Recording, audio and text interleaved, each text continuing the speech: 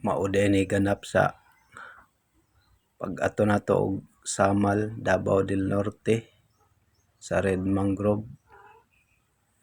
O nindot kayo ang ilahang lugar diha. So ilang dagat hasta limpyo ha. So naitali diha banda o net.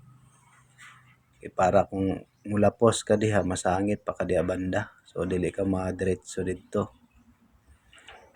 Pero kaning area gyud nindot kay liguan kay di kay siya nagabalod kaning Red Mangrove.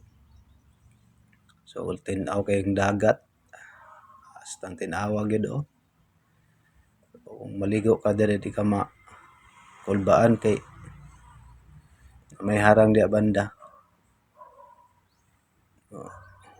Siyempre kay nagbiyahe man ta diri ug kuha lang sa taog video basta kay natay video sa ganahan lang mo tan-aw.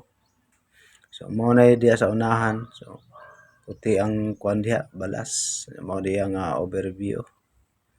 Pero kay medyo hapon-hapon naman so medyo ngit-ngit na gyud na siya diha.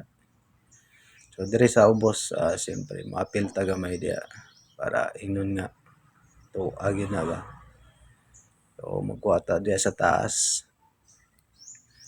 Murag kaulanon na dito sa Atbang pero siyempre hapon-hapon naman.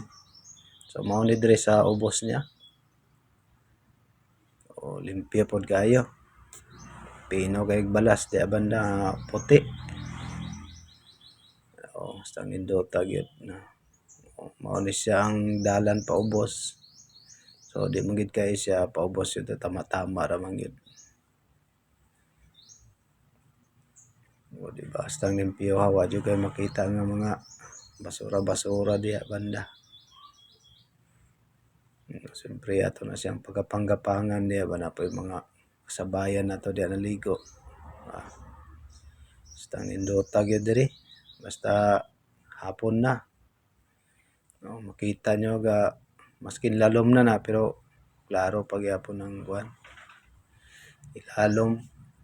So kuan po diri presko kay nga hangin kay naa pa pod mga karaan nga mga kahoy diri banda. So, mga dagko na kay na. Kuha ta ko sabiha. So mao ni siya. So panaog na tong drone. Padula na to ng balay diya nga gwapo. Sa kilid ana diya man nimo makita ang klase-klaseng mga hayop nga hastang dagko mga hayop nga wala diri sa ato makita nimo diya sa ilahang kuan resort. Barato ra pod ang entrance diya. Siyempre murag nakakuha ta gamay hayag-hayag diri. Okay man siya. Kay katarikod ta sa adlaw manang hayag po siya gamay ba. Gwapo po kayo ng diya sa Atbang. Mao ning kilid niya naiharang. Na po tigbantay diha. Magkamali ka diha kuan dahil so nagabantay. So mao ni